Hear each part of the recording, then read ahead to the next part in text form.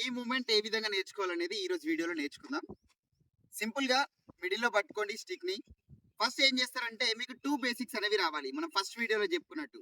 ఒకటి 2 ఎడ్జెస్‌ని 8 లాగా తిప్పడం. అంటే హెడ్ పైన కొట్టడం. అదే విధంగా హెడ్ కింద కొట్టడం. ఇవి రెండిటి కాంబినేషన్ గనుక మీరు చేసుకున్నట్టయితే ప్రాక్టీస్ మీకు ఈ విధంగా తిప్పడం అనేది వెరీ ఈజీగా వచ్చేస్తుంది. సో ఒక సింపుల్ బేసిక్ చూడండి ఫస్ట్. ఇక్కడ 8 తీసుకుందాం. ఓకేనా? 8 అనేది కంప్లీట్‌గా పూర్తి కావద్దు. అంటే చూడండి ఇక్కడ నుంచి నేను స్టార్ట్ చేశాను. ఇది పైకొచ్చిన వెంటనే ఒక ఎడ్జ్ దీన్ని ఏం చేస్తున్నాం డౌన్ అని చెప్పేసి డైరెక్ట్‌గా బ్యాక్ వెళ్ళిపోతున్నాం. ఇక్కడ ఏం చేయాలి? రివర్స్ 8 అనేది తిప్పాలి మనం. 1, 2 మళ్ళీ ఇంకొక ఎడ్జ్ పైకి రాగానే దీన్ని ఏం చేయాలి? ఫ్రంట్‌కి తీసుకురావాలి. అంటే చూడండి 1, 2 సేమ్ ఒక ఎడ్జ్ పైకి వచ్చిన వెంటనే దీన్ని ఫ్రంట్‌కి తీసుకురావాలి. ఇదే మూవ్‌మెంట్ మనం స్పీడ్‌గా చేసుకోవాలి. సో ఇది రావడం అనేది కొంచెం కష్టంగానే ఉంటుందండి.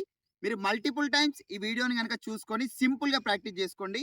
భయపడకండి ఫస్ట్. ఎక్కడ కూడా తాకదండి. ఎందుకంటే చాలామంది వెపన్ నేర్చుకోకపోవడానికి కారణం ఏందంటే ఎక్కడ తాకుతుందో అని. నేర్చుకునే టైంలో ఎవరికైనా చిన్న చిన్నగా తాకుతుందండి. కానీ తర్వాత ఏమవుతుందంటే మీకే అలవాటవుతుంది. ఓకే. ఇలాంటి ఇన్ఫర్మేటివ్ వీడియోస్ కోసం మన ఛానల్‌ని వెంటనే ఫాలో అయిపోండి.